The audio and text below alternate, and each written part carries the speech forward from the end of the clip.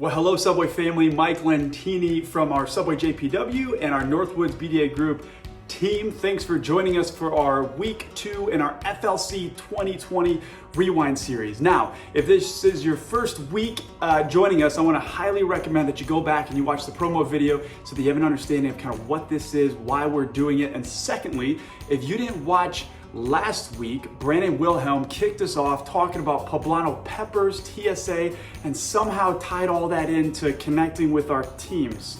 So if you didn't watch, you're going to go back and watch last week. Now, this week, we're talking about developing strong leaders. Now, I personally believe that if I can help myself and those around me become and develop into stronger leaders, then they will be able to, for example, train people to bake better bread or train people to have better customer service, etc. All right, so this week we're taking a look at a 6-minute segment from a 2-part series that I did last year. And so for those of you that want further reading, you're gonna be able to click the link at the end of this video to watch the full 2-part series from last year. And so without further ado, here is me introducing me. Take a look.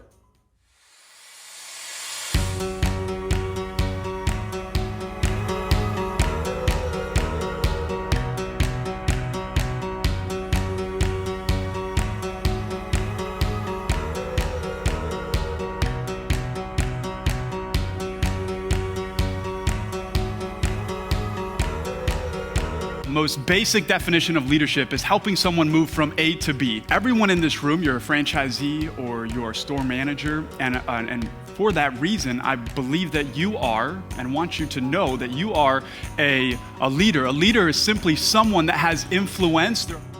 Here's what I want you to know about leadership. Leadership, first of all, is a gift, and it requires good stewardship. Leadership is a muscle that needs to be developed just like anything else. The muscles in our body, if you want to get stronger, you go to the gym and you work out. And you don't work out for like 2 or 3 days and expect results. Sometimes we think that, but it never works out that way, right? You want to get faster or thinner, or whatever it is. You get on the treadmill, and it's over time that muscle is developed. And leadership is a muscle that over time we need to be good stewards of.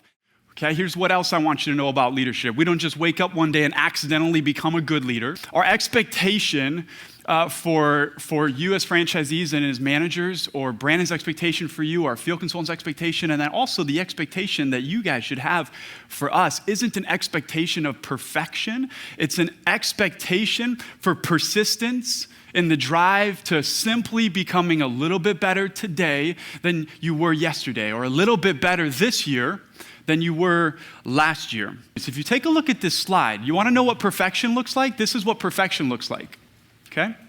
These are the leadership qualities that are required of a perfect leader. Nobody, in my opinion, is perfect. Here's the number one quality that is very, very easy to recognize, but really hard to describe, and I'll do my best. But this is what what you're looking for, and the people that are on your team, what they're looking for from you. They're looking for a grounded leader. This is more about who you are and less about what you do. A grounded leader is not easily frustrated. They're pretty good at communication. They're value-driven. They're receptive. They're inclusive when it comes to the decision-making. And they view leadership, this is the most important one, as an opportunity to help grow those around them. There is this misperception or a misunderstanding that success is a result of a few big steps. But nothing is further from the truth. Small disciplines done consistently lead to big results over time. It's the small things that nobody sees that leads to the big results that everyone wants. Personal application. I'll talk about my daughters. I want to be the type of dad that in the future I have an incredible relationship with them. The best gift they could give me in the future is for them to say, I want to marry a guy like my dad. So I know that it's not the big steps that are going to get me to that goal that I have in life, right? Like I'm not going to take them to Disney World in 2008, and then I'm going to take them to Six Flags next year, and then we'll go to the Wisconsin Dells when they're 16, right? And then boom, 3 big events. I have this awesome relationship with my kids. No, of course not. It's not the big steps that are gonna lead to the result that I want. It's the small steps, the small moments, the small disciplines of question.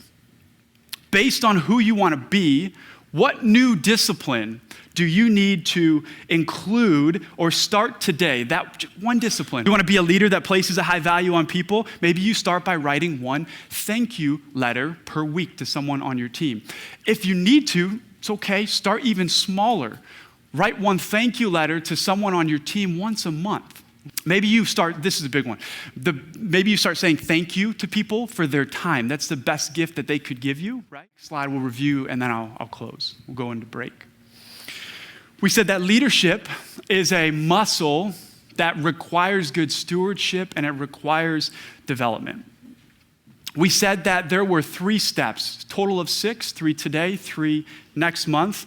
The first step was a discipline to start. Success is a result of a bunch of small disciplines that really add up to some big results. And over time, you watch as these disciplines become automatic and start shaping you into the type of leader that you want to become. The second was a person to empower. We need to identify these people on our team that we can empower and trust and delegate, right? And we're not going to use turnover as an excuse for us not to do this. Step 3 was a relationship to initiate. We need to find out who, first of all, is on our board of directors. Who do we need to kick off? Who do we need to add? No one accidentally just becomes a healthy person, a disciplined person with healthy habits in their life. We just don't stumble into that on accident. If you do, that's amazing. You're a one of a kind. No business accidentally has a healthy culture with empowered people that love working for you. That doesn't happen on accident. So even though it may be hard, it may be painful at times to be disciplined, each time you do that healthy habit makes it a little bit easier the next time around. And over time, those habits start to become automatic as you watch and you start becoming the person or the leader or the boss or the franchisee or the manager that you wanted to become.